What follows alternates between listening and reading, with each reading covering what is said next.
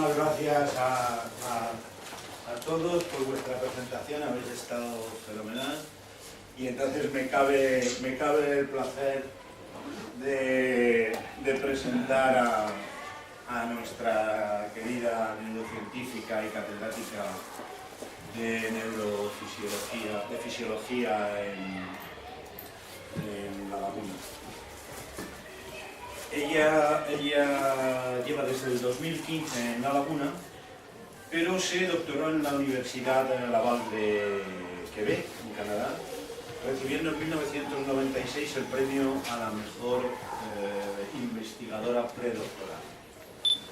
Efectuó después estancias postdoctorales en los prestigiosos Memorial Sloan Kettering Cancer Center y The Rockefeller University en Nueva York.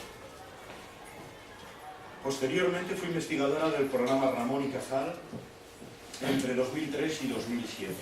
Desde el 2011 coordina un grupo de investigación orientado al estudio de enfermedades neurodegenerativas asociadas al envejecimiento. Las cifras que os voy a dar ahora os van a llamar un poco la atención. Ha publicado 130 trabajos científicos. La última vez que dije algo de Raquel, dije que eran 89, creo recordar, pues son 100 trabajos, pero lo más importante es que 69 de ellos son del nivel Q1. El nivel Q1 en investigación significa el first quarter, el primer cuarto de nivel de las publicaciones, con lo cual son publicadas en las 25 revistas científicas más importantes del mundo. Es además autora de 8 capítulos de libros, 3 libros de editoriales internacionales, 4 patentes de transferencia del conocimiento. Ha realizado 26 ponencias a congresos internacionales, 6 en nacionales, 88 comunicaciones a congresos internacionales y 18 comunicaciones a congresos nacionales. Ha recibido muchos premios, que no os voy a enumerar en su totalidad, pero citar, por ejemplo, el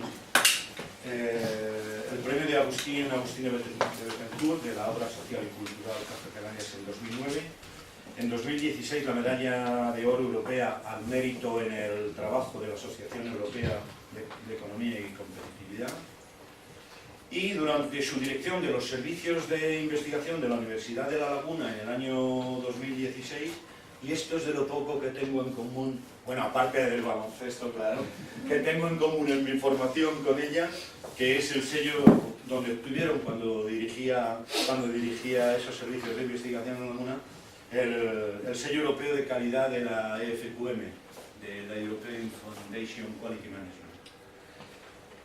En la gestión universitaria fue directora de los servicios generales de apoyo a la investigación desde el 2012 al 2015 y directora de la Oficina de Transferencia de Resultados para la Investigación, la OTI. Es además divulgadora científica a través de charlas, conferencias divulgativas, entrevistas, radio, prensa y televisión. Colabora con Radio Televisión Española, la cadena SER y Radio 4 en la Radio Nacional. Gestiona además una web, www.raquelmarin.net, para acercar la neurociencia a todos los públicos. Por último, es autora del libro Dale vida a tu cerebro sobre la salud cerebral y prevención del envejecimiento, de Roca Editorial de Barcelona. Se encuentra en la actualidad en su 3ª edición y con una tirada actual de 6.500 ejemplares vendidos, y está preparando su siguiente libro que saldrá en librerías en el otoño de este año. Abrocharos el cinturón ahora porque tenemos nada más y nada menos que a una CSI, o sea que tenemos todos los problemas legales resueltos. Porque es perito, desde 2013 es perito forense y directora de los servicios de apoyo a criminalística forense de la Universidad de La Laguna. Y la Universidad de La Laguna en ocasiones ofrece sus prestaciones para el apoyo de resolución de casos periciales. En otras facetas, Raquel es actriz de la Escuela de Arte Dramático y Actores de Canarias desde hace 4 años. Como veréis, baila todos los palos. Bueno, y esta parte que es ya la parte final y lo que más nos une y a muchos otros de aquí de la sala, pues fue jugadora de baloncesto desde los 11 años. Como habréis visto, es más adultita que los pequeños bases, por lo cual ella jugaba de ala pívot. Ha jugado en equipos de primera división como el Nigeria y el Tintoretto.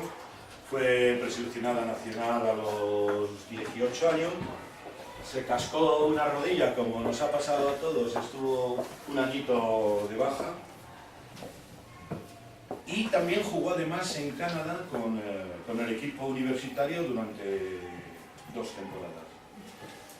Abundando en lo que decía Alberto, es una formidable cocinera, os lo garantizo, no solo por lo que decía Alberto de la receta de albóndigas de choco, da la casualidad que la receta de albóndigas de choco la hemos intercambiado Raquel y yo, porque yo la hacía de una manera diferente al estilo de Huelva y ella me ha enseñado el nuevo estilo neurosaludable de su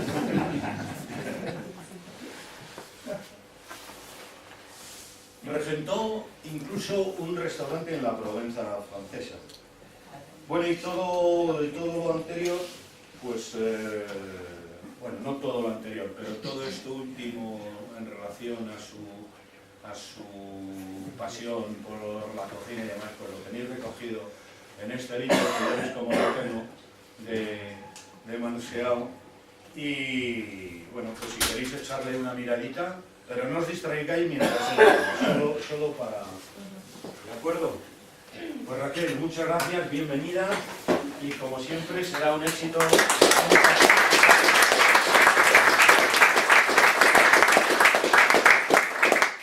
Pues muchas gracias a todos, la verdad que estoy encantada de estar aquí. Os confieso que es la primera vez que estoy dentro de una ONG, dentro de un día de trabajo, ¿no? Entonces para mí es una experiencia muy interesante. A Vicente se le ha olvidado decir que tenemos 2 cosas en común, una es el peluquero. ¿Has dicho pelo? Es que desde aquí atrás no oigo bien. Estamos en el mismo peluquero. Bueno, pues lo que yo quiero con esta charla es que aprendamos algunas cositas, pero en tan divertido. Nada de empezar ahí a memorizar cosas. Eso ya lo puede hacer el cerebro cuando está divertido. Y también lo que quiero es que os suscite curiosidades, preguntas, que os vayáis de aquí con la sensación de que llevas algo nuevo que no tenías cuando llegaste esta mañana. Y eso tenemos que hacer juntos. Entonces, vamos a empezar por algunas generalidades que vamos a que lo que tenemos dentro de la cabeza, entre ceja y ceja.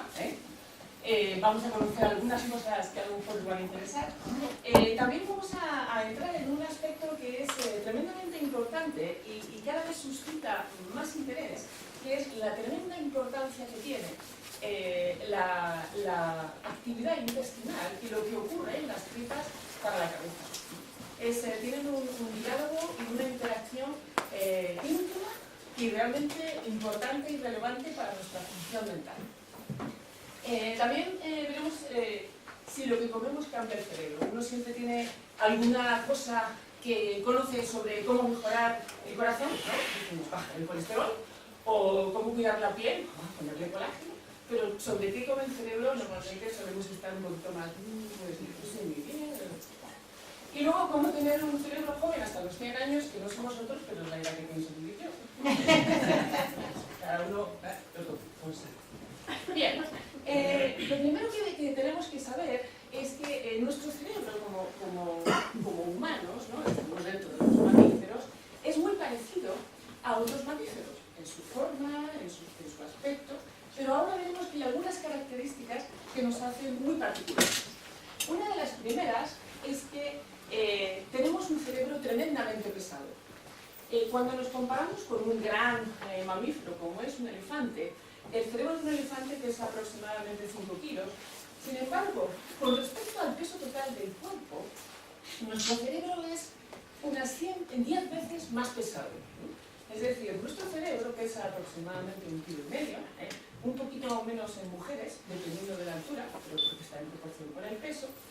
Entonces, tenemos el cerebro más pesado que se conoce dentro de los mamíferos, para el total del cuerpo.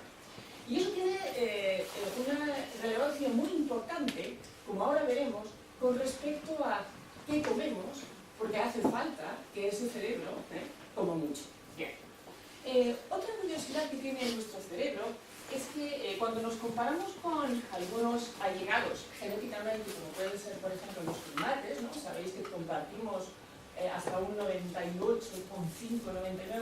de nuestro genoma con los primates. A pesar de ello, nuestro cerebro contiene aproximadamente 50.000 millones de neuronas más que un primate.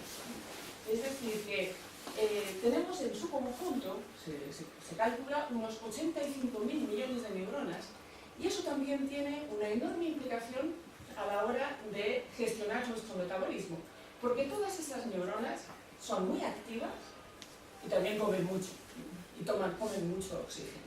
Bien, entonces tenemos muchas neuronas y el cerebro pesa mucho. Pero fijaos, un aspecto que llama muchísimo la atención cuando comparamos cerebros. Aquí lo que estamos viendo es el cerebro, este sería el nuestro, ¿no? No es el mío, ya os lo garantizo. Bien. Entonces estaríamos viendo aquí la parte frontal y aquí la parte de la nuca, ¿verdad? Bien.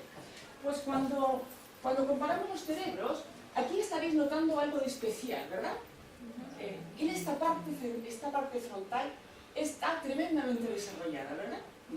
Esa parte frontal representa un 75% del volumen total del cerebro humano, por unas 16.000 millones de neuronas, y fijaos que es precisamente esta parte del neocórtex la que está fundamentalmente orientada a coordinar funciones como abstracción, creatividad, habilidades sociales, gestión del equilibrio emocional, es decir, todas estas actividades que nos humanizan. Entonces, daos cuenta, de una forma curiosa, que donde más se ha desarrollado nuestro cerebro y donde más energía gastamos es precisamente en aquello que no es del lado práctico, sino del lado más propio de todo lo que es la interacción con uno mismo y con los demás. Muy importante. Bien.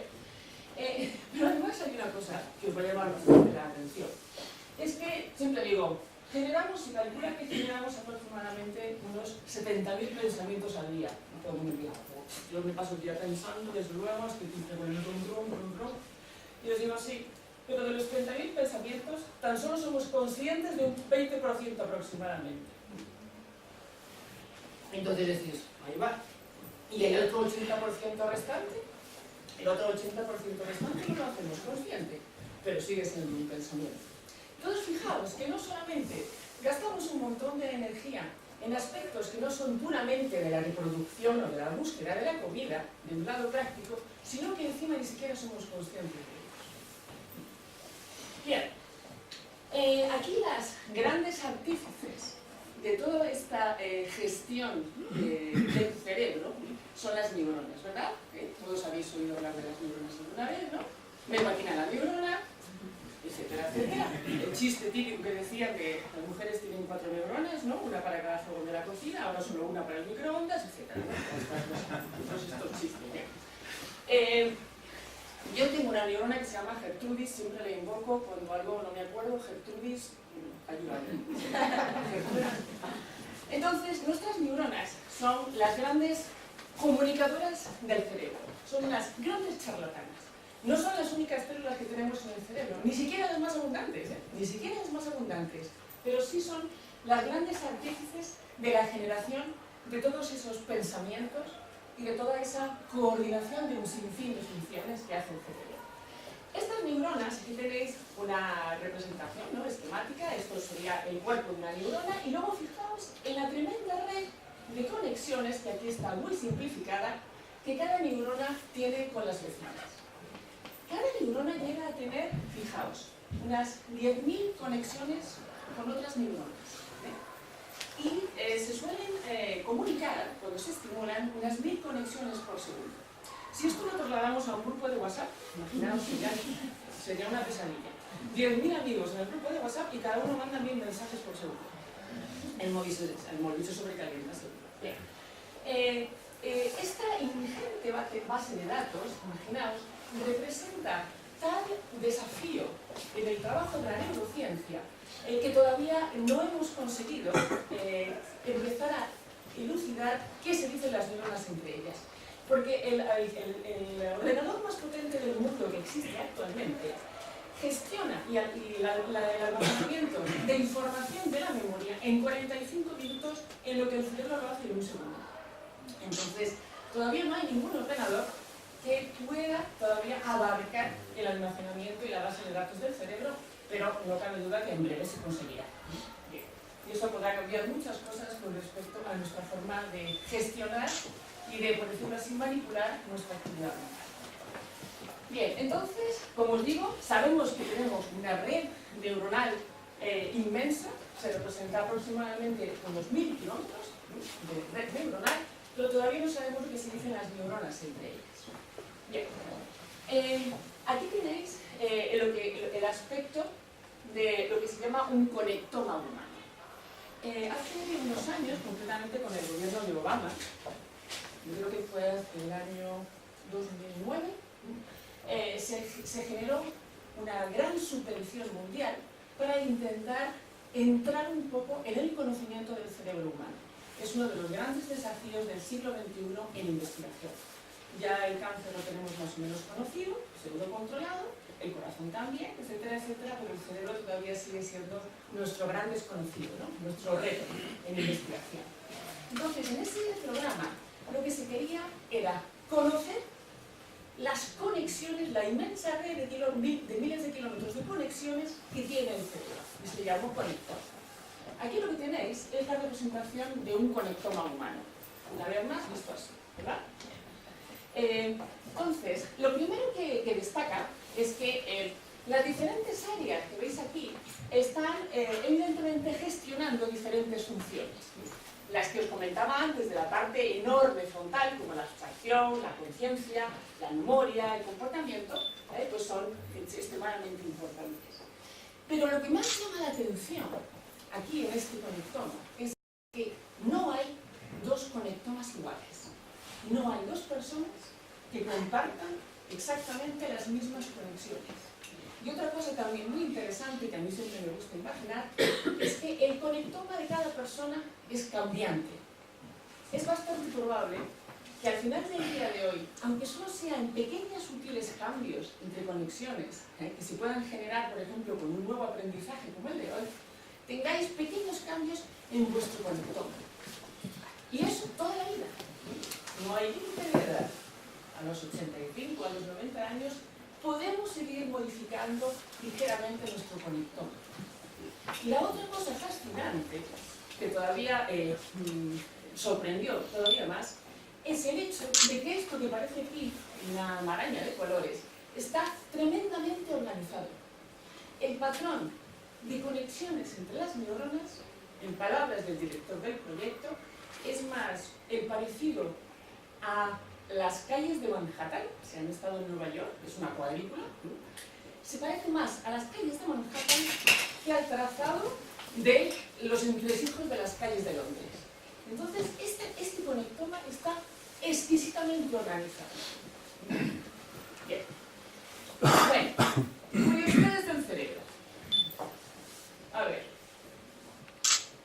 El cerebro está formado fundamentalmente por grasa y agua. El 70% del peso del cerebro corresponde al agua. De hecho, muchas veces, con la edad, las personas tienen tendencia a olvidarse de beber, porque también con la edad perdemos un poco esa sensación de sed, y es tremendamente importante hidratarse. Muchos de los aspectos a veces de aturdimiento, pequeños mareos, vienen por la pérdida de agua. Se ha calculado que en estos que hacen las supermaratones, estas que se tiran 48 horas corriendo día y noche, se llega a perder 300 gramos de peso del cerebro, solo de la pérdida de agua, en 2 días. Eso sí, y luego se recupera, bebiendo agua. Entonces, el agua, el cerebro es tremendamente sensible a la deshidratación. Entonces digo, ¡ay! Me siento un poco mareado, voy a tomar un poco de azúcar. No, a lo mejor lo que hay que hacer es tomar.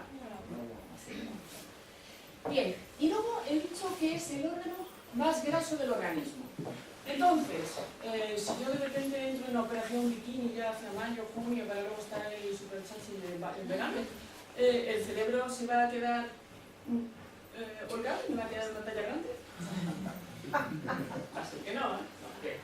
El cerebro está lleno de grasa, pero no es una grasa que consuma en su energía, energéticamente, excepto cuando hay algunas instrucciones. Pero en general, la grasa del cerebro se usa para funcionar, hasta el punto de que una pérdida parcial de la grasa que tiene el cerebro y sus conexiones neuronales también provoca una ralentización de las comunicaciones neuronales.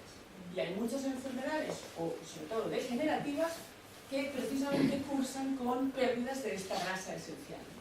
Porque además, esa grasa, como luego veremos, es una grasa que el cerebro no produce. La tiene que incorporar en la dieta. Bien, un aspecto interesante es que nuestro cerebro, a partir más o menos de los 3 años, alcanza su volumen final, pero hasta los 26-28 años no termina de formarse. Y la última parte, ayer lo comentaba precisamente con mi amiga Ana, que su hija pues está en los 20 y algo, la parte últimamente que más tarda en formarse es la parte que tiene que ver con la gestión de las emociones y con las habilidades sociales.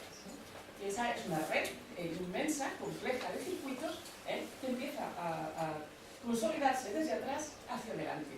Entonces, hacia los 26-28 años, alcanzamos, por decirlo así, nuestro conectoma más o menos definitivo. Bien. Otro aspecto muy importante es que el cerebro está tremendamente vascularizado. A ver, consume mucha glucosa, consume mucho oxígeno. ¿Por dónde van la glucosa y el oxígeno? Por la sangre. Por lo cual el cerebro está tremendamente vascularizado. Se calcula que tiene unos 600 kilómetros de vasos sanguíneos. Sí. Y circula 1 litro de sangre por minuto. Por minuto. Imaginamos. Bien. Y luego otro aspecto que ahora desarrollaremos en la charla es que el cerebro depende para su funcionamiento de la microbiota intestinal. ¿Y esto qué es? La microbiota intestinal es, en grandes titulares, el conjunto de diferentes microorganismos, fundamentalmente bacterias, pero también hay virus y hay hongos, que están alojados en nuestro intestino. Luego hablaremos de ello. Bien. Neuromitos. Juan, ¿qué porcentaje de cerebro utilizamos? ¿Qué me dice? ¿Porcentaje de cerebro que utilizamos? A ver, Vicente, ¿dónde estás? Venga, te tocó, corriste. El 50%. 50, ¿quién da más? ¿El 2%? El 2%. Te veo muy recortadilla, ¿eh? Te veo muy... ¿Algo más, Ana? A ver, siempre se ha dicho que el 30 o así, pero yo creo que más, porque me lo has dicho varias veces. Habría que ser por esa casi todo. Sí, el 100%. Sí. A veces tengo un amigo neurocientífico, Javier Cudeiro, que dice, es muy bruto él, dice, el cerebro es como el cerdo, se aprovecha todo. Sí, a ver, el cerebro se aprovecha todo. Además, no solamente que se aproveche todo, yo lo siento por el que haya soñado con que, guay, si un día de repente tengo superpoderes. Los superpoderes, por esto horrible se llaman un cesto, los superpoderes los tienes ya, son los que son, ¿vale? Eso no quiere decir que no podamos mejorarlo, pero se aprovecha todo. Bien, el cerebro no duele, pero gestiona el dolor. Y uno dice, ¡ay, el dolor para qué sirve! ¿Os imagináis que nunca nos doliera nada? Podríamos estar con una hemorragia interna, desangrándonos, etc. Sin dolor, es bastante probable que nos sobreviviéramos, ¿verdad? Entonces la gestión del dolor es tremendamente importante. Bien, la multitarea como tal no existe. Ahora se habla mucho de la multitarea, yo soy multitarea, yo también soy de esas, me pinto las uñas a la vez que estoy dormiendo en el ordenador, me estoy depilando las piernas, pero al final salgo con una pierna depilada, la otra no, el pelo está torcido, en fin. La multitarea es algo que los humanos actualmente estamos intentando fomentar al máximo, porque estamos en una situación ahora de hiperestímulo constante, simultáneo, ¿verdad? Pero en el fondo, el cerebro lo que intenta hacer, mientras estamos, porque es tremendamente adaptable a los ambientes, lo que intenta hacer es hacer las tareas muy rápidamente para pasar a la siguiente. Pero la multitarea en sí no existe. Entonces, no crean que porque ustedes practiquen el de escribir con el ordenador en la mano derecha mientras hablan por teléfono en la izquierda y mientras tanto se pasan el aspirador con el pie, eso normalmente no suele ser el método ideal de funcionamiento del cerebro. Bien. El cerebro también trabaja mientras dormimos. Eso precisamente es una ciencia fascinante, la ciencia del sueño. Es una ciencia fascinante porque dormir es universal. Desde las moscas, los gusanos, las medusas, los peces, dormir es universal. ¿Y cómo es posible que un cerebro que está siempre tan pendiente de protegernos, de repente diga, ahora desconecto y como pasa un tigre no me entero? ¿Cómo es posible que necesitemos desconectar hasta el punto de podernos poner en peligro, verdad? Pues el cerebro durante la fase del sueño ejerce una alta actividad metabólica también, hasta el punto de que cuando nos levantamos, hay algunos que opinan que si nos pusieran una bombillita podríamos alumbrar hasta unos 40 vatios. No está mal. Bien. También se sobrecalienta. Los dos hemisferios se coordinan para las funciones a efectuar. Ese mito de yo soy de izquierda, yo soy, hablando del cerebro, yo soy de izquierda, yo soy de derecha, yo soy más del tipo matemático, luego soy de izquierda, luego soy más de tipo artista, soy de derecha. Eso en realidad no es así. De hecho, bueno, yo creo que fue una de las razones por las cuales a las mujeres no se le permitía el derecho al voto, es precisamente porque nos consideraban cerebro de derechas, es decir, un cerebro más sensiblón, menos dado a la lógica, menos apto para las matemáticas, etc. La realidad es que nuestro cerebro, los dos hemisferios, se coordinan conjuntamente para todas las tareas que efectuamos, ¿no? El cerebro de izquierda, de derecha, como si tuviera un lado dormido como el perro, pues eso no existe. Cerebro femenino, cerebro masculino, o más bien no sé. Siempre tienen tendencia a decir que las mujeres tienen más tal, que los hombres tienen más cual, ¿no? La típica foto de las casillitas del hombre y la mujer, todo mezclado. En realidad, hay ciertas diferencias anatómicas en algunas regiones del cerebro cuando miras un cerebro masculino y un cerebro femenino. Pero esas diferencias se cuestionan mucho. ¿Por qué? Porque hay muchas diferencias que han tenido que ver con nuestra evolución histórica en el reparto de tareas. Es decir, durante muchas generaciones teníamos diversas tareas repartidas y entonces es bastante probable que esa evolución ahora se esté haciendo más uniforme.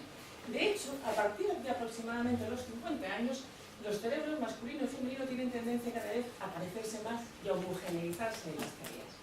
Con lo cual, yo tengo tendencia a pensar que si bien hay diferencias, sobre todo porque las hormonas sexuales, que son evidentemente distintas entre los hombres y las mujeres, también tienen acciones en el cerebro. Pero yo soy más de tendencia a pensar que lo que tenemos es un mosaico genuino de actividades distintas con independencia de los géneros. Y luego, una noticia muy buena para todos los adultos es que seguimos produciendo neuronas con edad. ¡Ay! Porque se pensaba que a partir de una cierta edad pues ya se morían las neuronas, ya no se regeneraban. Yo sé que estamos muy contentos, he visto la sonrisa. Pues sí. Y de hecho hay algunas capacidades, como la capacidad verbal, que alcanza su máximo aproximadamente a los 60 años. Es cuando ahí el palique es capaz de vender la misma cosa. No lo noto, digo que lo notas, ¿no? Las motos que vendes ahora no... Bueno. Con todo esto os podéis hacer una idea de 600 kilómetros de alcistas, cifras ingentes que tiene nuestro cerebro, y además hemos dicho que trabaja de día y de noche. Esto tiene un precio metabólicamente hablando, ¿no? Pues fijaos que el precio que tiene el cerebro tiene una tasa de impuestos bastante elevada porque él solito consume el 20% total del oxígeno. Bien, o sea, 10 veces más de lo que le correspondería como peso. Y por eso es muy importante la ventilación y la oxigenación también. Muchas veces, si no es la deshidratación, esa sensación a veces de fatiga mental se puede corregir con ejercicios de respiración. Es una de las cosas también, las ventajas de todo lo que son las actividades de meditación, ¿verdad? Estos ejercicios que antes se llamaban mente-cuerpo, ya se llaman cuerpo-cuerpo. Esa meditación te permite entrar en un tipo de respiración profunda que es tremendamente beneficioso para el cerebro. Incluso te hace recuperar nuevas neuronas. Luego, consume el 60% del total de la glucosa. Con todo ello, aproximadamente gasta unas 600 kilocalorías al día. Es mucho, ¿verdad? En una persona promedio, dependiendo de la edad, esto representaría aproximadamente entre un cuarto y un tercio del total de calorías que tenemos, solo por existir, aunque esté uno pensando en elefantes rosas, no hace falta estar en las grandes ecuaciones de la física, no. Aunque esté uno simplemente en estado, pues ya también está gastando 600 kilocalorías al día. Bien. Entonces, ¿eso qué implica? Eso implica que para el resto del cuerpo, incluidos los músculos, pues nos tenemos que apañar con 2/3 de las calorías. De hecho, si quisiéramos tener la musculatura de un primate, ¿no? Estar ahí, esa musculatura ostentosa que tiene un primate, necesitaríamos estar masticando unas 14-16 horas al día. Porque evidentemente no queríamos quitarnos neuronas, ¿verdad? Entonces, todo no se puede. Con más cabeza, más músculo, pero todo a la vez es bastante improbable. Hay una parte de nuestra evolución... ¿Me falta una pregunta? Claro. ¿Y esa energía va preferentemente hacia el cerebro o va preferentemente hacia el... O sea, son antagónicas de alguna manera. ¿A quién se le da preferencia? La preferencia se le da al cerebro. De hecho, cuando una persona ayuna, más de 5 días, normalmente hay una merma metabólica a nivel muscular, a nivel hepático, etc. Lo que no se pierde es la actividad cerebral. Luego hay una curiosidad, tampoco la actividad testicular, los testículos. Entonces debe ser que en última instancia, cuando el organismo está diciendo necesito buscar comida, el cerebro dice es mi momento, que tengo que sacar este cuerpo adelante, y por otra parte, bueno, si he de morir, por lo menos que me reproduzca antes.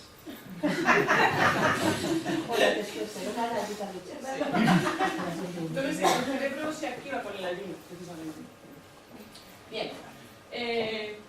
Aquí quería traerles esto, porque es tremendamente interesante desde mi punto de vista.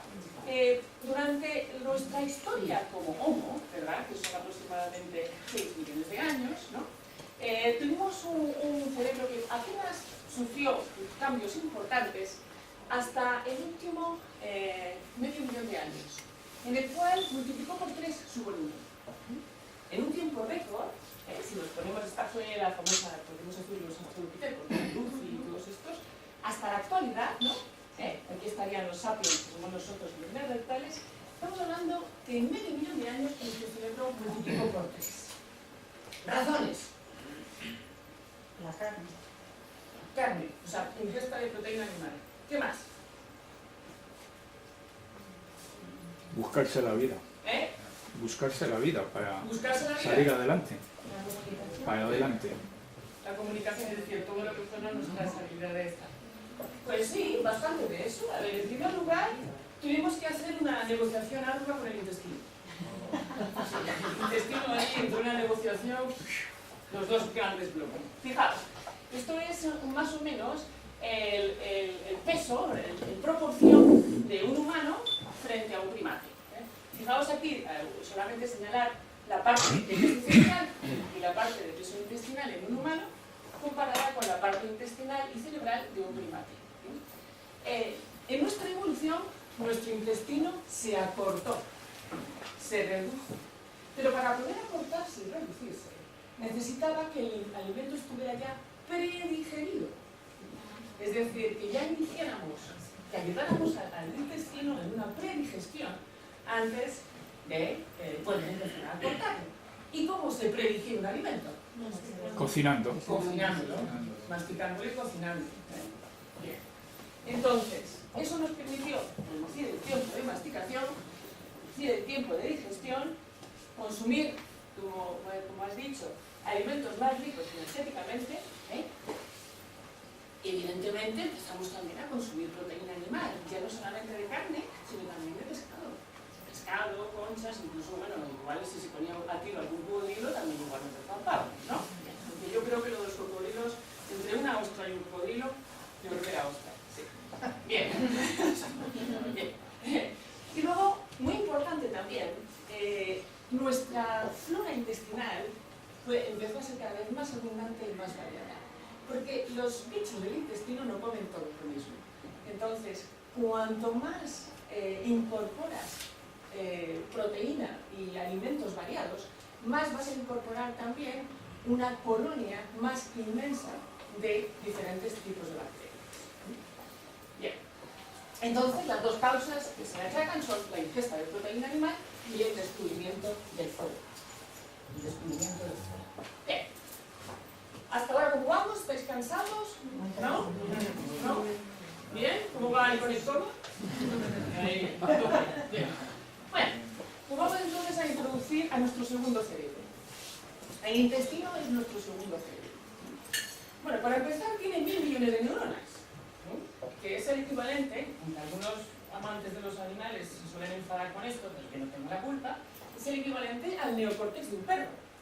Tenemos el mismo número de neuronas que el neocórtex de un perro. Un perro es un animal muy inteligente. Entonces tenemos un plexo nervioso enorme, ¿no? No es nada del otro mundo. El cerebro, el intestino controla parte de nuestras emociones. ¿Y cómo lo hace? Pues lo hace fundamentalmente a través de la cantidad de productos y de precursores que genera para que nuestras neuronas comuniquen entre ellas. Para daros un ejemplo, el intestino produce más del 85% de la serotonina. La serotonina es un neurotransmisor, es decir, una molécula que usan las neuronas para comunicar. ¿De qué se encarga la serotonina? Entre otros, se encarga de nuestro estado de ánimo y de la parte motivacional. Entonces, estamos diciendo que gran parte de la gestión de la producción de la serotonina la hace el intestino. Con lo cual, cambios, como ya se ha observado, cambios en esa actividad del intestino puede afectar enormemente nuestro estado anímico, nuestro equilibrio emocional, la gestión del estrés, etcétera, etcétera. Bien, cuando falla el intestino, falla el cerebro. Cuando falla el intestino, falla el cerebro. Bueno, y no será al revés. Normalmente suele fallar el intestino y entonces falla el cerebro. ¿Ha pasado algo? Ah, vale. Es que me pareció un uff. Vale, muy bien. Sin la microbiota intestinal, nuestro cerebro no funciona. Aquí en el intestino, aunque no es el único lugar, nosotros estamos colonizados por un inmenso ejército de microorganismos. De hecho, tenemos más microorganismos que células propias del cuerpo. Y el genoma de los microorganismos es 150 veces mayor que nuestro propio genoma humano. Entonces, uno se puede preguntar, ¿quién es quién? ¿Qué somos? ¿Quién fue primero? Fueron primero ellos, ya os digo. Bien. Entonces, desde la boca, de hecho ahora hay estudios que demuestran que alteraciones, por ejemplo, en la salud bucal aumenta el riesgo de Alzheimer, por ejemplo, hasta el pulmón, que siempre parecía que era un lugar absolutamente aséptico. En el pulmón también hay muchísimos microorganismos, en la piel, evidentemente, y en el intestino. Dentro del intestino, los microorganismos del intestino representan aproximadamente un 70-80% del total de microorganismos que tenemos. Solamente en el intestino, pesan aproximadamente 2 kilos. Imagínense, ¿no? Estos bichitos que hay que mirar en el microscopio representan aproximadamente 2 kilos de nuestro peso y se alojan sobre todo en el cuerpo. Desde nuestro nacimiento, ya antes de nuestro nacimiento, ya estamos empezando a ser colonizados por estos microorganismos, incluso durante la etapa fetal. En el momento del parto, sobre todo si es parto natural, incorporamos un tsunami de microorganismos provenientes de la madre, de su vagina, de sus heces, de sus humores, ¿no? Y luego, desde el momento en el que empezamos nuestras primeras lactancias, etc., seguimos incorporando microorganismos. Así hasta aproximadamente los 3-4 años, en el cual tenemos, por decirlo así, un perfil microbiano más o menos estable. Evidentemente, diferentes factores a lo largo de nuestra vida pueden cambiar nuestro perfil microbiano. Y sería un poco el equivalente a lo que pasa con los grupos sanguíneos. Es decir, los enterotipos de las personas se asemejan entre ellos en algunos casos y en otros son más distintos. Pero no tiene nada que ver con el origen, o con el sexo, o con la raza. Uno puede tener un enterotipo mucho más similar con un japonés de 30 años que con la vecina de Zaragoza, que es de donde yo nací también, de Zaragoza, y que más o menos mi edad. Entonces, los enterotipos podrían un poco parecerse a los grupos sanguíneos. Entre los factores que alteran la microbiota intestinal y evidentemente por añadidura pueden acabar afectando también nuestro estado anímico y nuestro estado mental, son precisamente el estrés. El estrés es uno de los factores que más altera la microbiota intestinal. Yo cuando las personas me dicen voy a empezar un régimen, me pongo a dieta porque he engordado aquí, tengo 2 kilos de más y tal, y la cara que ponen ya de angustia, lo primero que vas a generar es una situación de estrés y vas a engordar más. Porque normalmente la parte hormonal y endocrina que también gestiona la actividad del estrés, lo que hace es precisamente el efecto contrario al deseado. Entonces, los factores anímicos, si quieres adelgazar, empieza por hacer un poco de meditación, respiración profunda, pija, qué guapa estoy, o qué guapo, más que empezar a partir de ahora lechugas. Esa lechuga ahí. Otros factores que alteran la microbiota intestinal son los fármacos. Evidentemente, el más común diría uno, pues los antibióticos, ¿no? Ahora se busca en evidencia darte también probióticos cuando te dan antibióticos, ¿no? Pero hay muchos otros fármacos también. Todo lo que son los psicóticos, los fármacos psicóticos, los antiinflamatorios y las estatinas. Es decir, esos medicamentos que le dan sobre todo a las personas a partir de los 65 años para bajar el colesterol, también modifican la microbiota intestinal. Bien. Los desajustes de horarios, los que tienen que estar viajando para acá y para allá, van a tener también tendencia a perder su perfil microbiano. Las dietas selectivas. Yo digo, a partir de ahora solo como marisco. Pues evidentemente voy a matar de hambre a todos los que están ávidos por carbohidratos de asimilación lenta, como las verduras, etc. Y la falta de ejercicio. El ejercicio físico fomenta el equilibrio de la flora intestinal. De tal manera que solamente para hacer un poco de ejercicio físico, que no consiste en machacarse en un gimnasio 4 horas, sino más o menos de caminar a buen paso de 30 minutos, 45, mejora también el equilibrio de la flora intestinal. Bien. Y por supuesto, esto es in memoria de Dulcinea, que es la toalla de Yémiga que falleció. Entonces, in memoria de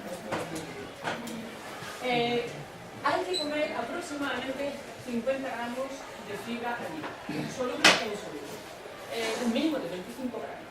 Y en la dieta actual, normalmente estamos por debajo de los 20 gramos de fibra, y aunque parezca una tontería, la carencia de fibra es uno de los desencadenantes demostrados científicamente de estados depresivos, por ejemplo.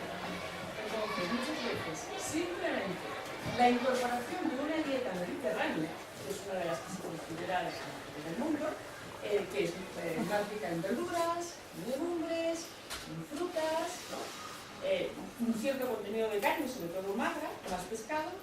La incorporación de una dieta mediterránea, y los lácteos también, mejora enormemente estados depresivos cuando no son depresivos crónicos, solamente con la incorporación de fibra. Bien. Entonces, a estas alturas, ¿qué piensan ustedes? ¿Lo que comemos cambia el cerebro? Sí. ¿Qué tenemos que comer? Pues, a lo ven. En principio, con todo lo que ya han adquirido de información, más o menos se hacen una idea, ¿no? La fibra, la grasa, ¿dónde encontramos la grasa esencial? La encontramos sobre todo en los aceites de pescado. ¿Dónde encontramos también otro tipo de fibra? Las frutas, con moderación. ¿Y qué aspectos nos deterioran el cerebro? Pues ahora lo vemos. el cerebro humano sigue evolucionando. Y el aspecto nutritivo es uno de los aspectos importantes, pero como ahora verán, no es el único. Bien. La nutrición adecuada es un parámetro esencial. Fíjense, el cerebro, sobre todo en los europeos, que es lo que se midió, por siempre, si son los europeos el estudio y serán los suizos, me imagino que será lo mismo en otros continentes, en el último siglo, es decir, hablamos del siglo XX, ganó 70 gramos. Es decir, solamente por el cambio nutricional en el último siglo en Europa, el cerebro ahora es más pesado en 70 gramos que hace un siglo. 70 gramos, lo cual es bastante. ¿Y eso qué quiere decir? Es un reflejo de que la nutrición también modifica el cerebro. Bien. Se ha acelerado su desarrollo también. Antes más o menos el volumen final de un cerebro en niños alcanzaba hasta los 4 años y ahora pues, se ha bajado hacia los 3, ¿no? Es decir, se ha acelerado también el desarrollo del cerebro. Pero hay un aspecto muy importante y es que estamos ahora en un fenómeno mundial tremendamente alarmante, bueno, alarmante, porque yo no soy nunca de alarmarse, pero bueno, que es el fenómeno obesogénico. El fenómeno obesogénico es una novedad y se trata, o lo que llaman también, el hambre encubierta de la malnutrición, es decir, un aumento enorme de la tasa de obesidad en paralelo con un aumento de la malnutrición. En realidad, la obesidad no es un fenómeno que esté relacionado con comer más, sino con comer peor. De hecho, el fenómeno obesogénico, ha salido ahora un artículo de Lancet, ¿no? Es una revista realmente que analiza a nivel global, el fenómeno obesogénico tiene que abordarse, para empezar, desde las acciones políticas y las acciones sociales.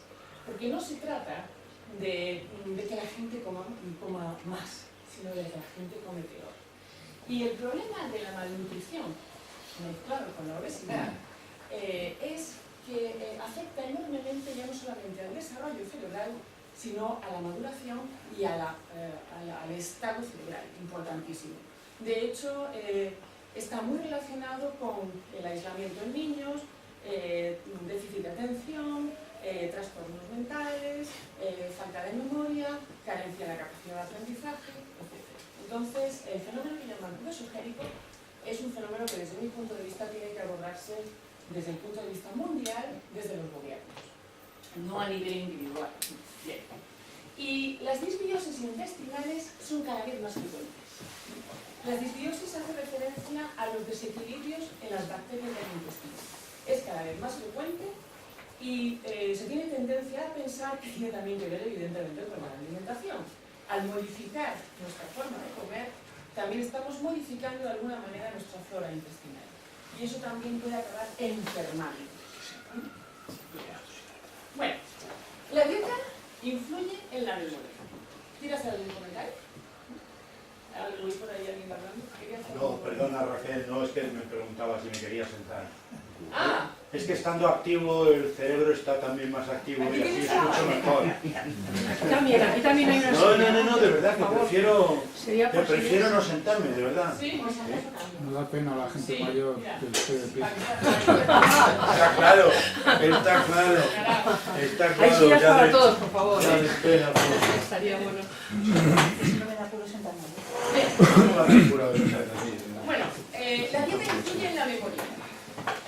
Es un aspecto bastante interesante. Este es un estudio hecho por investigadores de la Universidad de Cambridge, que se hizo en animales, atención, pero tiene un aspecto que me parece muy curioso. Primero, comer mucho empeora la memoria. Es decir, ese consumo calórico excesivo suele tener efectos sobre la memoria negativos. Que eso, si nuestras madres nos olieran, me tiraban una zapatilla. ¿Cómo? Que siempre era come, niña, come, ¿no? Pues es que comer mucho empeora la memoria. Bien.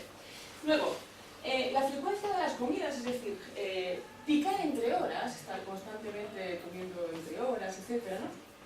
También reduce el rendimiento intelectual. Bien. El contenido de los alimentos es evidentemente esencial.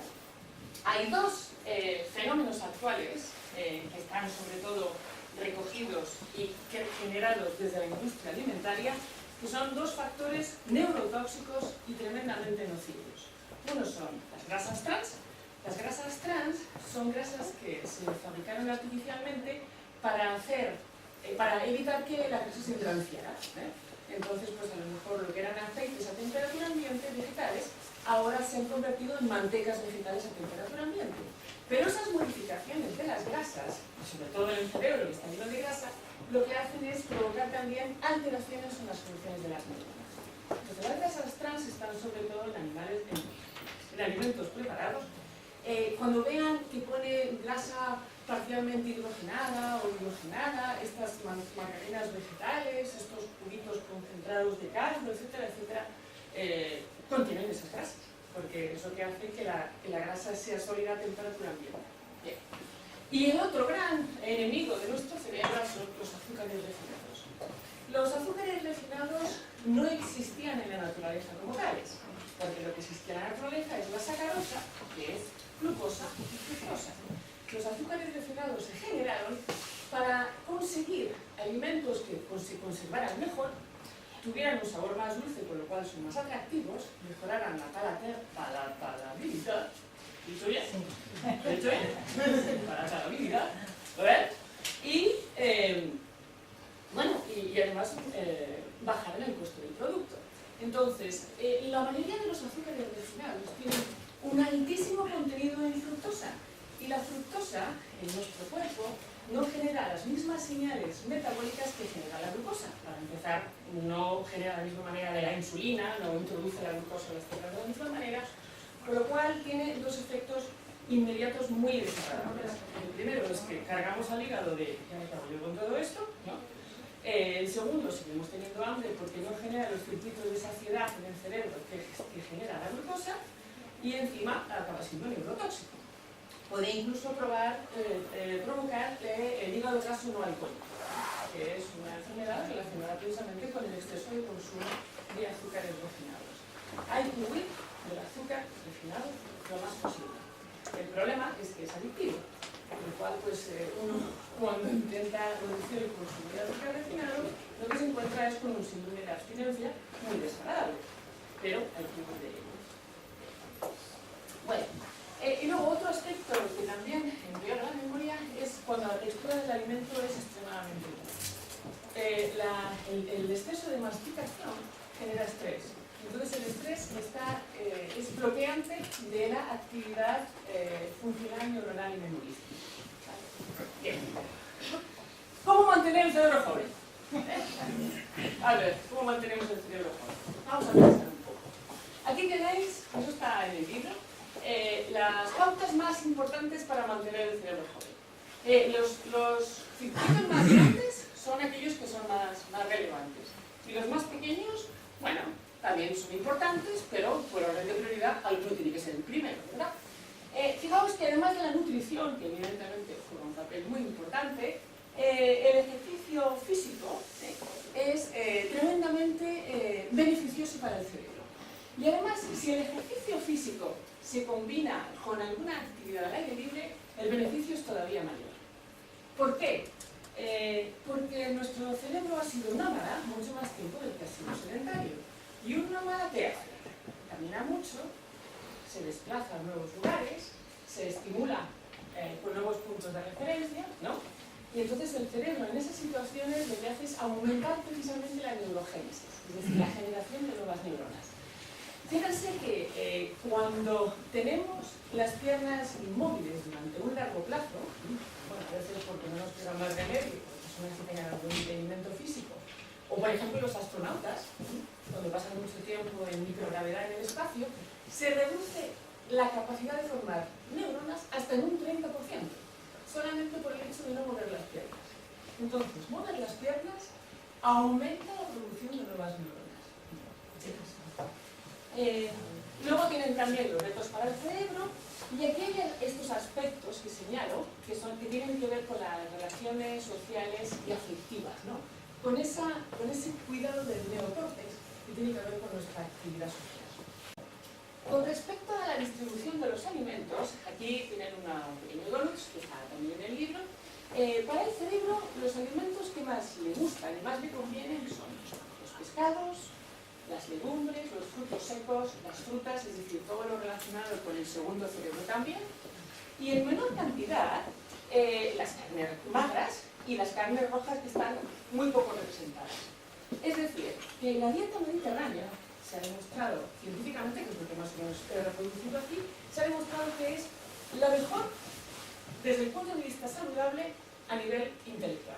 De hecho, en algunos estudios publicados recientemente, en personas mayores de 65 años que manifestaban un cierto deterioro cognitivo ligero, es decir, una antesala de Alzheimer, en una dieta mediterránea seguida durante 6 semanas, mejoraron en 7 puntos los test de mini mental que llaman. En 7 puntos. Es decir, que incluso puede regenerar una cierta salud cerebral en una buena dieta. Bien.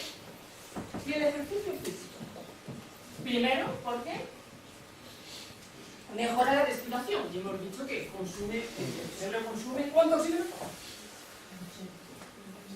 20. ¿Quién lo ha dicho? Aprobado. Muy bien. Ya han aprobado. El examen lo tenemos en abril, luego, el ejercicio aeróbico aumenta la neurogénesis y la aprendizaje. Cuando hablamos del ejercicio aeróbico, hay un estudio que hicieron unos americanos que cogieron 70.000 estudios distintos del ejercicio. Cogieron estudios sobre el ejercicio y un montón. Y entonces, lo que más encontraron es que estadísticamente, con una cohorte de 75.000 personas, encontraron que el mejor ejercicio físico de todo, en general, en su conjunto, es 30 a 45 minutos de ejercicio aeróbico, de algún tipo, bailar, por ejemplo, es estupendo, entre 3 veces por semana como mínimo. Más o menos en esa proporción es suficiente para tener una mejor salud cerebral. Bien, o sea que tampoco hace falta machacarse. Bien. Cuanto más caminamos, más aprendemos. Eso también es interesante, ¿no? Porque generamos nuevas neuronas y además generamos nuevos estímulos, ¿no? Y los estímulos y las percepciones también hacen trabajar nuestro cerebro como si fuéramos al gimnasio mental. En niños también es interesante. Evidentemente el ejercicio en niños no tiene por qué ser un ejercicio físicamente demandante, pero se ha demostrado, por ejemplo, en un estudio que se hizo en Barcelona, precisamente, que los niños que, por ejemplo, caminan por parques, con cierto contacto, o sea, un cierto nivel de exploración, mejoraban mucho su rendimiento escolar entre los 5 y los 6 años. Bien. Y luego, como digo aquí, el ejercicio físico también regula los bichos del intestino, es decir, nuestro segundo cerebro. Bien. Explorar nuevos entornos, que está relacionado con el anterior, se sabe, por ejemplo, que previene del Alzheimer. Por eso muchas veces, ahora cada vez más, en los programas para el tratamiento del Alzheimer, se busca un poco pues, el contacto con el exterior, el cambiar un poco de ambiente, ¿no? El recorrer nuevos espacios, porque eso es preventivo de Alzheimer. Y también, evidentemente, fomenta todo lo que son estímulos sensoriales, etc. Y aquí, como yo digo siempre, hay que intentar salir de la zona de confort. Porque los nuevos retos para el cerebro son tremendamente importantes, es decir, lo que se llama el ejercicio cognitivo. Cuando hablo del ejercicio cognitivo, ¿qué pone? De hacer sudokus. Estupendo, pero además de hacer sudokus, a lo mejor puedes intentar aprender una nueva canción, 4 palabras en ruso para hablar con el vecino, que además está buenísimo, así de paso por el sitio tal. En fin, puede ser, pero más que cambiar el supermercado, en lugar de ir siempre al mismo supermercado, etcétera, etcétera, pues irte a otro nuevo, perderte por ahí. Yo es algo que hago muy frecuentemente, perderme, lo digo porque soy muy distraída. Entonces, se pueden hacer muchísimas cosas. Sí, a mí perderme es una constante en mi vida. Hanna no sabe cuántas veces me he perdido. 1 hora en un metro y ella 1 hora esperándome en otro. A mí el móvil me ha salvado de sí. Bien. La creatividad es tan importante como el lenguaje. En la era de la tecnología y del uso masivo de dispositivos electrónicos es bastante probable que muchas de las tareas que estábamos efectuando con el cerebro ahora las haga algo por nosotros, ¿verdad? Ya la orientación espacial sin GPS lo señala, ¿verdad? La parte memorística, o sea, uno no memoriza la cantidad de cosas que memorizaba antes, ¿no? Decía esto, de lo otro, de el teléfono. Sí, efectivamente. ¿Qué le queda al cerebro humano como genuino, propio, todavía? Pues hay un aspecto que de momento no van a salir fármacos para esto, que es la creatividad. La creatividad es un aspecto de la actividad cerebral humana extremadamente importante y se considera tan importante como la capacidad lingüística, como la capacidad de comunicación. Además, digo que no van a salir fármacos para esto porque la creatividad no se ubica en un área cerebral concreta, sino que se utilizan diferentes áreas cerebrales para conseguir un acto creativo. En general, en la creatividad se tienen dos fases. Una en la que uno está un poco en plan, flujo libre, ¿no? Intentar imaginar si esta habitación en lugar de ser así, por así, así, ¿no? Es decir, a partir de algo que existe y ya conocemos, generar una nueva, reinventar la existencia, por decirlo así. Y luego otro aspecto que es el experimentar con esas ideas, ¿no? El ensamblaje. Pues ahí participan al menos 4 circuitos neuronales distintos. Hay 3 de ellos que describo aquí, que es el circuito por defecto, el ejecutivo y el de relevancia. Y hay una cosa muy interesante que os va a hacer mucha gracia, y es que una de las recomendaciones para desarrollar y despertar nuestro espíritu creativo es no hacer nada. No hacer nada. Es decir, no hacer nada. Eso, además, fue un estudio, como siempre, las casualidades, ¿no? Unos investigadores americanos estaban haciendo un estudio con personas en una resonancia magnética y entonces entre pausa de ejercicio y pausa de ejercicio se iban a tomar un café y dejaban ahí una resonancia sin hacer nada y entonces se dieron cuenta que mientras no hacían nada, además dentro de una resonancia magnética empezaban a activar lo que se llama el circuito neuronal correcto. Y eso también generaba ideas que se llama el pensamiento divergente, ¿verdad? Entonces, no hacer nada es una de las cosas que se recomienda para la creatividad. Y aquí hay un aspecto interesante también. Cada vez nos cuesta más no hacer nada. Hay un estudio también hecho en adolescentes, pobrecitos, ¿no? Estuvieron 15 minutos sin hacer nada y algunos decidieron incluso hacer algo aunque fuera negativo antes que no hacer nada. Entonces, no hacer nada, Fermín se ríe, está costando cada vez más. Intenten estar 15 minutos sin hacer nada y cuesta mucho. Bien. El último tipo de uso de relevancia. Sí, ¿Cuál es? asignación de relevancia. Vale. Mira, imagínate, yo ahora estoy en esta habitación, ¿no? Estoy hablando. Tú estás escuchándome, al mismo tiempo hay personas moviéndose, alguien por ahí preguntando algo, puedes incluso oír lo que por ahí hay en la calle, hay un perro ladrando. Tienes de todos esos estímulos que estás recibiendo simultáneamente, tú tienes que decidir qué priorizas. Exacto, qué priorizas. Si no, es bastante probable que fuéramos totalmente ineficaces. Entonces, la asignación de relevancia es de alguna manera la selección de aquello que atraes más cerca frente a todo lo demás. Yo no sé cuántas personas hay ahora mismo presentadas. Sé que hay una parte de un blanco, otros de dos colores, etc. Sé que hay un par de cuadros ahí, pero no me he quedado con los detalles concretos, ¿no? Sino con el paisaje general. Y en lo que me he quedado más es con el interés de las personas, sus reacciones. Estoy asignando una relevancia mayor a la audiencia. ¿Me he explicado bien? Sí. Okay. Muy bien. Entonces, ¿cómo se fomenta la creatividad? Como ya he dicho, salir de la rutina, probar nuevos sabores, olores, tactos, etcétera, etcétera. Es decir, intentar buscar el pensamiento divergente, ponerse a prueba. Ponerse a prueba no significa decir, voy a ver salto por la ventana a ver si me cae. No, ponerse a prueba en el sentido, voy a ver si consigo escribir a la vez con las dos manos. O voy a intentar leer el libro al revés. No, ese tipo de aspecto. Voy a vestirme distinto. Voy a poner un sombrero verde y un dinero rojo. ¿Verdad, Vicente? Y luego, evidentemente, todo lo que está relacionado con cosas que nos hagan un poco desarrollar esa parte. Hay una cosa muy recomendable que es aprender unos trucos de magia. Los magos son auténticos prestidigitadores de la mente. porque nos hacen ver que no existe y nos esconden lo que estamos viendo. Entonces, aprender un poco o y luego, las emociones son el motor cerebral. Esta mujer, que muchos a lo mejor reconocerán, es Rita Montalcini, ya falleció, era neurocientífica y premio Nobel de Fisiología y Medicina en el año 36.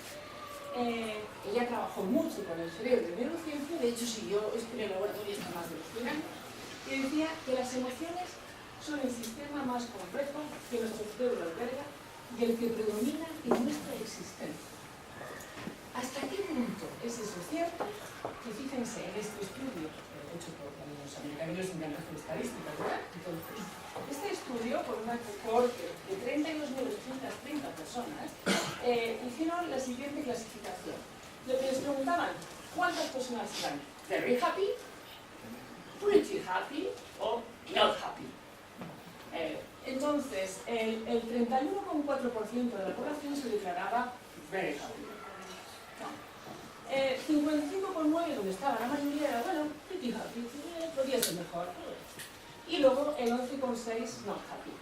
Hicieron un seguimiento en esa población con independencia del entorno social, de la raza, del poder adquisitivo, etc.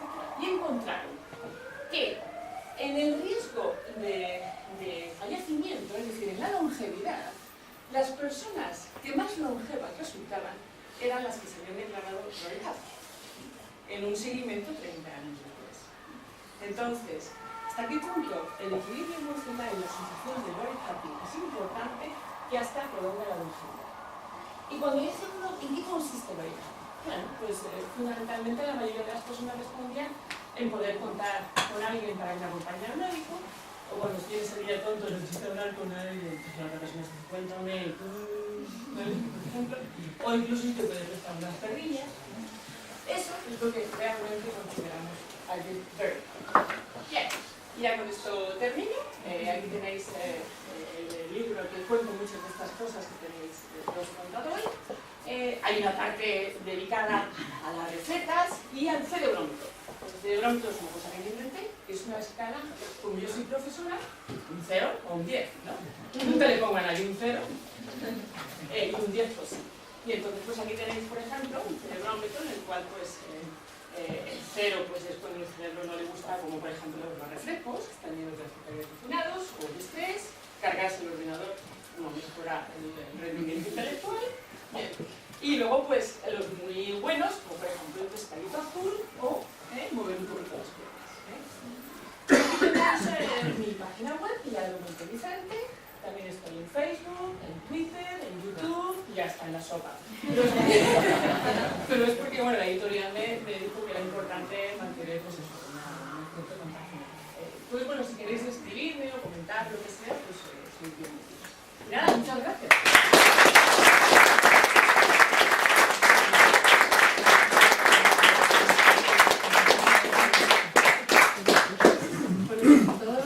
Gracias, Isabel.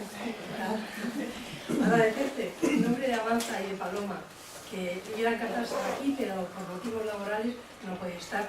No te imaginas la rabia que tiene. Que no, porque no sabía. Bueno, se lo diremos todo eso, ¿eh? Si no he cogido buena nota, lo hemos grabado. Agradecerte tu tiempo y los conocimientos que nos has transmitido. Nuestros alumnos están en un momento de pleno crecimiento y todo esto seguro que lo aprovecharán muchísimo. Y no solo los alumnos. Ustedes también. ¿Sí? Venga, comentarios. No, comentarios. Tomate. Como estamos siempre con la lucha machista feminista, Raquel ha comentado en un momento dado que al cerebro femenino se le atribuían 4 neuronas. Yo quiero saber si alguien sabe aquí lo que siente una neurona en el cerebro de un hombre. Una soledad infinita. Perdona, Raquel, ¿y 2 neuronas en el cerebro de un hombre? No se sabe, caso jamás comprobado. Lo digo porque al fin y al cabo 4 son más que una. Al fin y al cabo Dios, que hizo alguna cosa inteligente cuando creó al primer hombre, dijo, este es un producto manifiestamente mejorado. Había un chiste, ¿no? Una neurona que se encontró una vez en el cerebro de un hombre y empezó,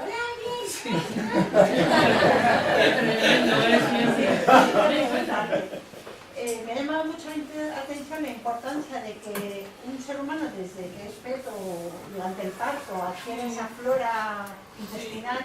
¿Por qué ahora prácticamente se produce una asepsia total en el canal del parto y hacen unos tratamientos antibióticos a las madres para que el niño al nacer no se encuentre con ninguna bacteria? Sí, eso es realmente contraproducente.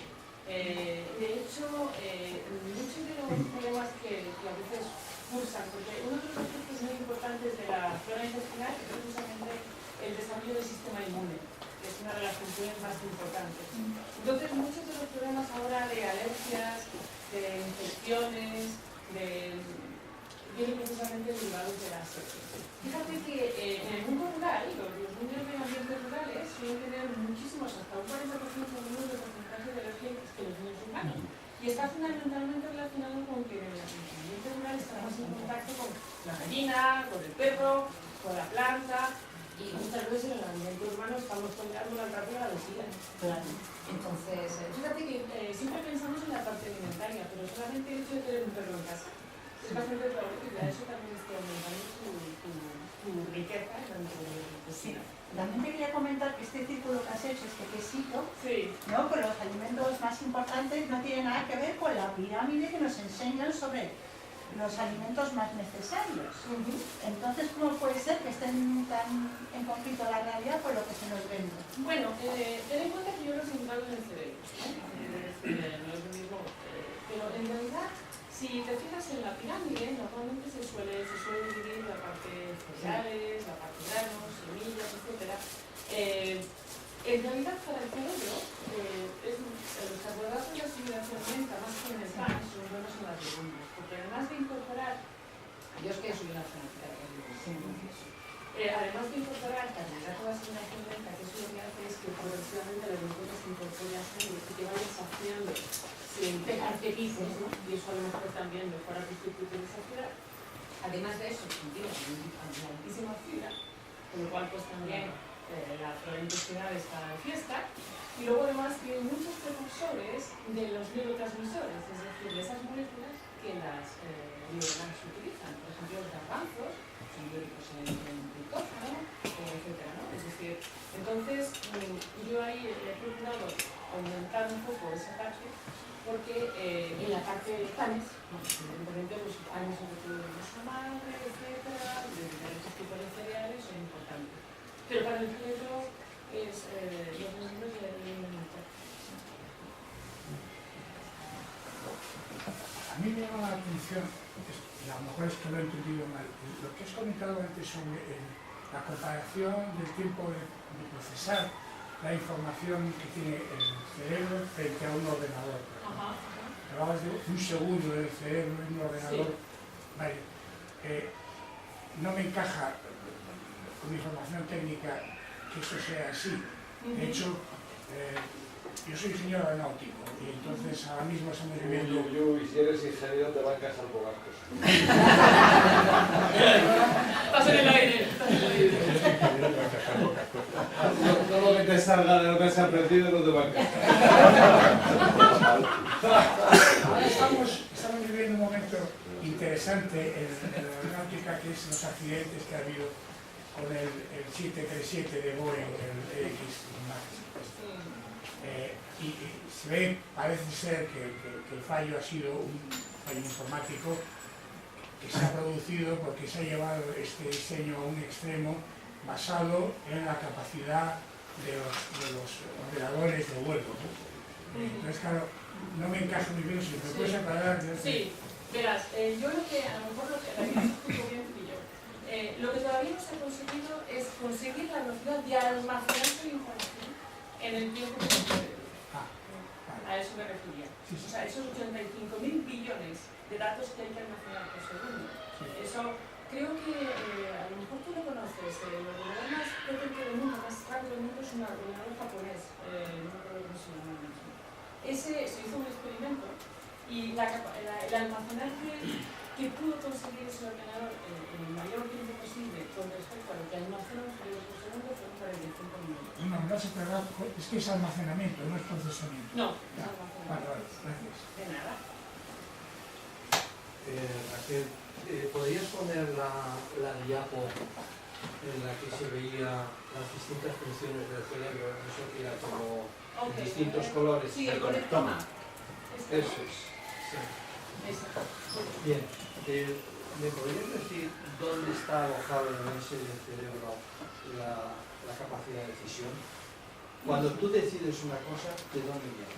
Sí, la capacidad de decisión, vamos a ver, pasa de ahí, la capacidad de decisión tiene primera parte, la parte emocional y psicológica, la parte memorística, sobre todo de evocar recuerdos, las comunidades de la memoria semántica, y luego la capacidad de decisión que llega hasta aquí. Entonces hay un circuito que parte por aquí, llega hasta aquí, y luego la toma de decisión se hace en la parte de aquí. Sí, es una forma de coordinación. Algo puede ser importante para todos. ¿Cómo se fijan los hábitos? O sea, esto del... ayudo de lo que preguntaba, cómo toman las decisiones y por qué al final el cerebro considera que eso es un hábito bueno y entonces cuando te llegan esas situaciones pues tú decides por lo que el cerebro considera que es bueno. Ok, ¿te refieres a la toma de decisión? Sí, en relación con la toma de decisión, por ejemplo, cómo se fija en una persona, como decimos, ¿no? Pues es constante, es resiliente, es... Eso cómo se llega a hacer, ¿no? O sea, cómo es el proceso del cerebro y cómo al final el cerebro decide que a mí lo que me interesa es ser consciente, entonces no voy hacia la primera, hacia lo que me puede dictar el cerebro en un primer momento, que es la solución más fácil, más placentera, sino que tengo la otra, que es la, que es la más dificultosa. Muy bien. Eso está muy relacionado con el circuito de recompensa y la motivación. Y entonces, esas son las vías dopaminérgicas. Las vías dopaminérgicas están tremendamente extendidas. Tienes una parte, porque además están relacionadas también con los estímulos, ¿no? Entonces, tienes la parte del temporal, todo está relacionado con la parte auditiva, etcétera, etcétera. La parte de la visión, perfecto, ¿no? Luego tienes también aquí, en el centro, todo lo que está relacionado con experiencias previas, ¿no? Y luego la toma de decisiones del circuito motivacional acaba aquí delante. Entonces, la motivación también se trabaja, y se trabaja en base a circuitos ya establecidos, porque en lo que he presentado del conectoma hay una cosa que no he comentado, y es que no todas las neuronas interaccionan con todas entre sí, sino que tienen como precedencias, tienen como barrios, los engramas, ¿no? Y entonces, dentro del engrama hay también, por decirlo así, neuronas libres. Sí, como neuronas libres, a las cuales pues reclutan diferentes tipos de información para desarrollar la toma de una decisión. Y entonces, el desarrollo de los circuitos de la motivación también, bueno, pues gestan y generan pues una serie de aumento de los datos. Y eso, sobre todo, se empieza a desarrollar en la adolescencia. Es decir, todo eso lo que es el circuito motivacional. Hasta el punto de que, bueno, es un momento en el que el más vulnerable es uno para poder pasar esa adicción, porque las adicciones también generan el mismo tipo de actividad dopaminérgica relacionada con la recompensa. Es decir, cuando uno se enamora, por ejemplo, aumenta un montón la dopamina, pero también cuando se hace adicto a la nicotina. Es otro tipo de adicción distinta, ¿no? Entonces, cuando todavía no tienes tu cerebro completamente terminado de formar, ¿no? Sobre todo en la parte del circuito motivacional y de las emociones, es cuando más vulnerable eres precisamente a las adicciones. Entonces, una forma de trabajar se lo es precisamente ponerse pequeños retos. Es decir, si crees incluso eso, lo que se ha demostrado es que mejora mucho tu capacidad de rendimiento profesional e incluso tu bienestar interior. Es decir, la diferencia entre recibo inmediatamente una recompensa frente a algo o me espero 15 minutos porque la recompensa en ese momento será mayor. Y eso es algo que realmente se trabaja de manera distinta. No sé si he contestado una pregunta o me quiero un poco. Sí. ¿Es verdad que el alcohol, el beber alcohol mata neuronas? Sí y no.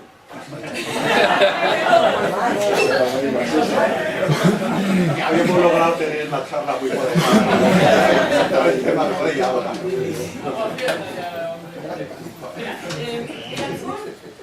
El alcohol es un tema de enorme controversia. Vamos a decirlo así, sobre todo en los países que no son productores de alcohol. Entonces, por ejemplo, los españoles y los franceses definen alcohol que una ingesta de una copa de vino, que además está incluido en la dieta mediterránea, una copa de vino de preferencia tinto al día, es beneficioso para el cerebro. Los ingleses dicen que también la cerveza con el champú y también es un suave. La cuestión es que cuando se hacen los estudios para ver si el alcohol mata a las neuronas, uno coge, a ver, no dejas pueblo, no te importa. La capa del cráneo, te lo sacan, te ponen alcohol, a ver qué pasa. Lo que se hace normalmente es en células en cultivo, ¿no? Entonces, cuando tú tienes células en cultivo, tienes un sistema que no tiene absolutamente nada que ver con el cerebro.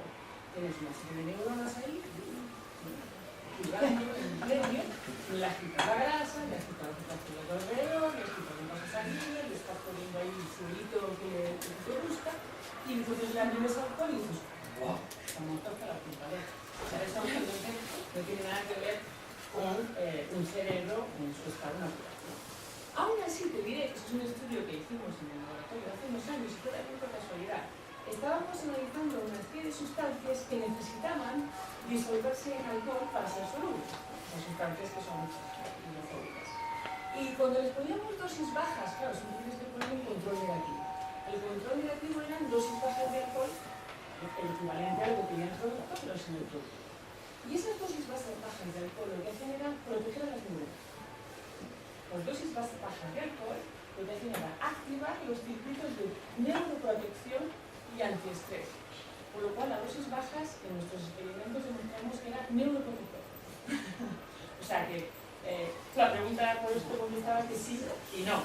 Es decir, el alcohol evidentemente es tóxico, pero las dosis bajas, ¿cuáles? Esa sería la pregunta del mismo.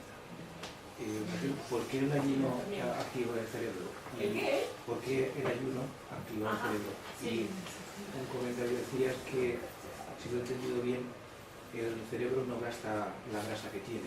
No. Si es así, cuando comemos, si no la incorpora, realmente no tendría que tener ninguna actividad sobre el cerebro. Una pregunta, verás.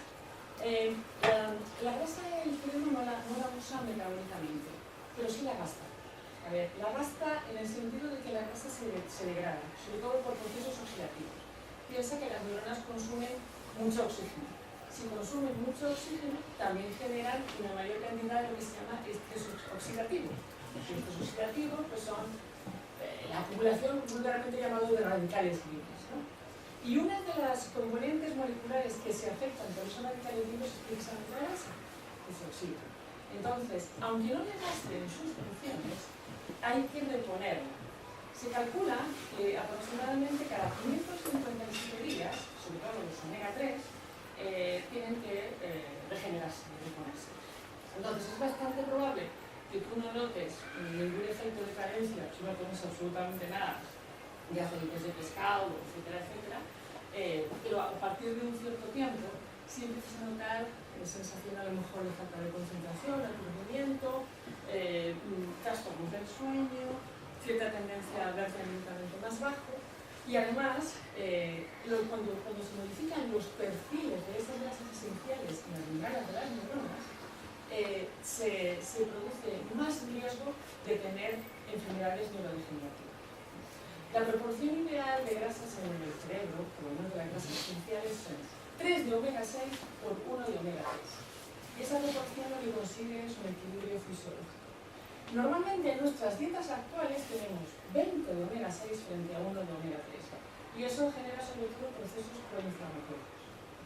Y aunque el cerebro no se inflama, sí producir esas sustancias proinflamatorias también genera toxicidad. ¿Y la otra pregunta? El ayuno. ¿Por qué el ayuno? El ayuno, sí. El ayuno es algo que se está ahora analizando con mucho cuidado porque hay muchos beneficios que se han observado recientemente, ¿no? Por ejemplo, la dieta cetogénica es comer mucha grasa de carbohidratos, en realidad es un poquito el equivalente a lo que ocurre cuando ayunas, ¿no? Te aumentas un montón en la cantidad de cuerpos cetónicos para generar de a partir de ahí un combustible desde la grasa. En el caso del cerebro, el ayuno estimula sobre todo la parte cognitiva y memorística. Esos son estudios que se han hecho pues, en personas a las que tenían ayunando o en dieta hipocalórica, es decir, 500 kilocalorías, que es un frito, nada más, Entonces, cuando tenían, evidentemente bajo supervisión, cuando en personas con deterioro cognitivo leve seguían un programa de ayuno en días alternos durante 3 semanas, mejoraban incluso su carga cognitiva. Entonces, hipótesis, reducir la tasa metabólica al cerebro de vez en cuando me viene bien. También el cerebro puede consumir cuerpos cetónicos, cosa que antes no se sabía, siempre se pensaba que el combustible esencial era la glucosa, pero por ejemplo los bebés también consumen bastante cuerpos cetónicos y generan patrones metabólicos distintos, bastante funcionales. Y luego, bueno, pues observacionales, es decir, es así.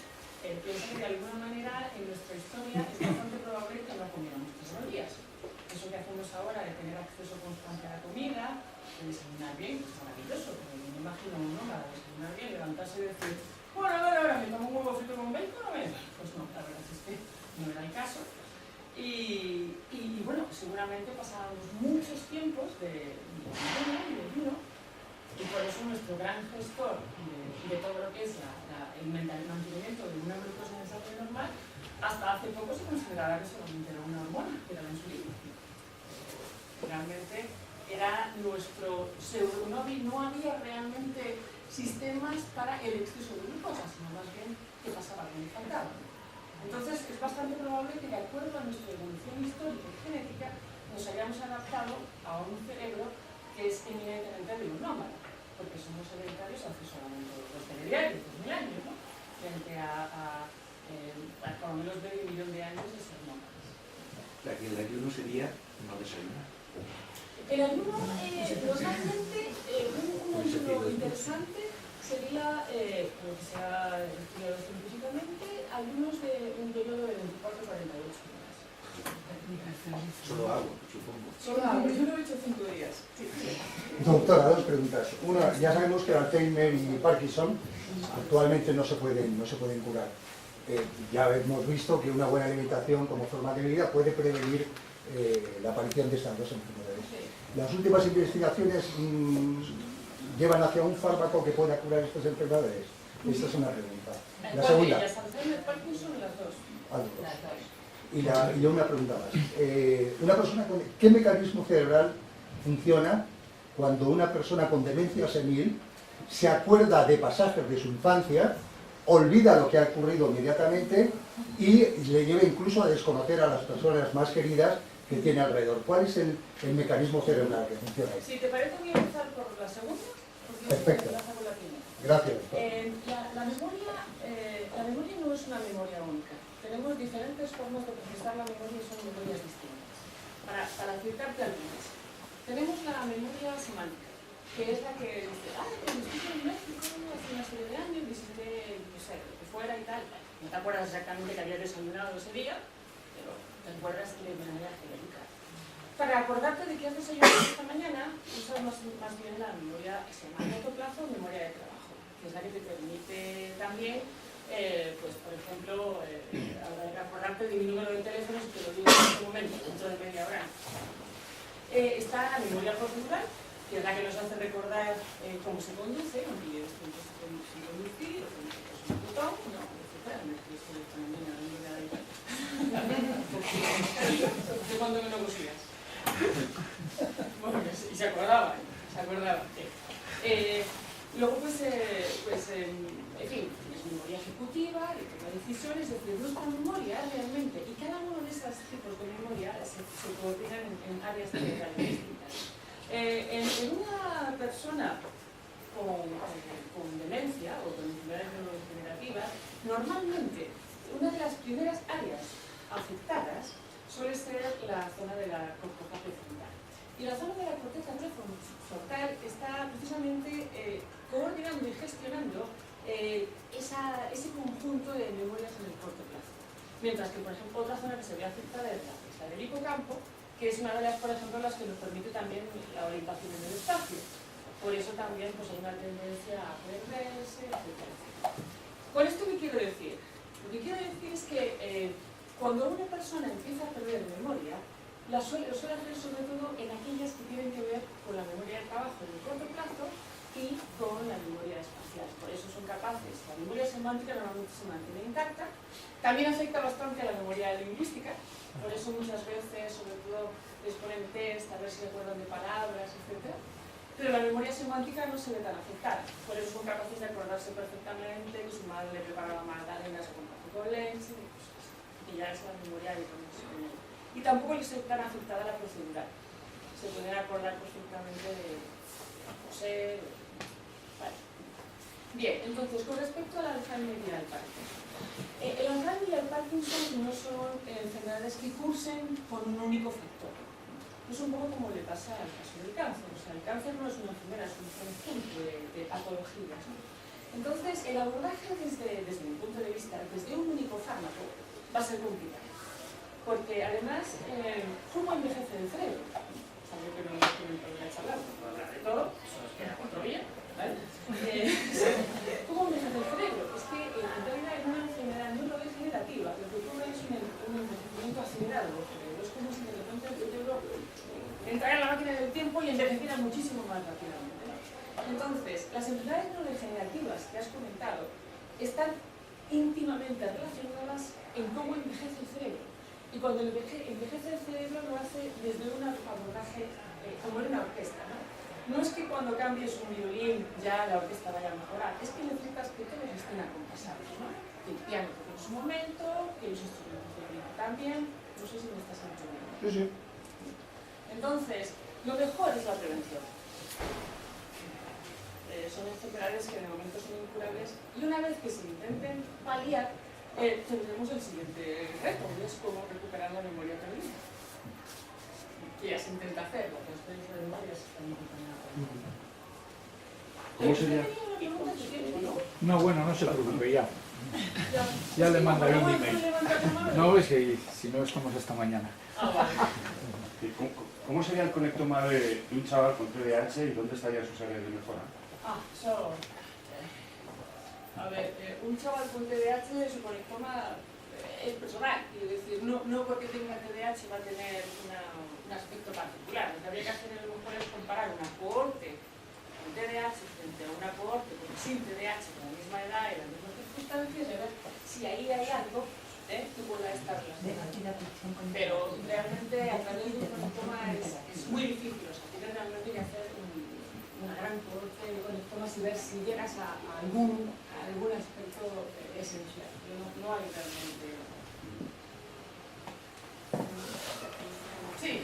Disculpe, hablaba antes de que perdón, hay neuronas que tienen disposición a ser líderes o a hacer las sinopsis. ¿Qué hace que una neurona tenga esa capacidad? Todas nacen con las mismas capacidades o gestionan esos hábitos o esas cualidades especiales con algo de alguna manera. Eso está empezando a estudiarse ahora, que es bastante bueno, ¿no? Precisamente a raíz de empezar a conocer el conectoma es entrar en cómo funciona ese conectoma.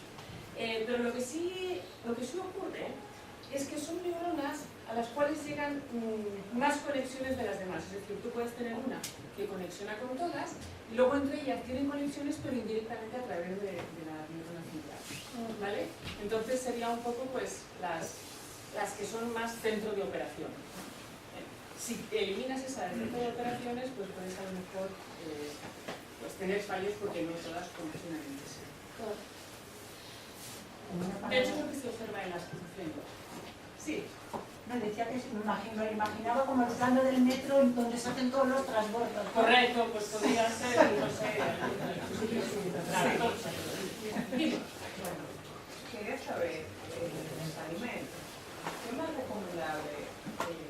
Porque hay alimentos lácteos, Lácteos. Sí. Por ejemplo, el pescado en tuna, en lata. Sí. ¿Es recomendable comer latas con alubias en Alubias, sí.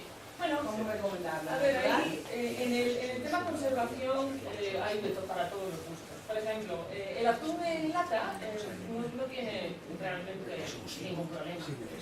Lo único que ocurre en general es cuando ahora las latas no me van bien. Cuando antes podía a lo mejor haber posible contaminación por el metal, pero ahora normalmente las latas están muy bien protegidas, normalmente las limpias con algunas personas.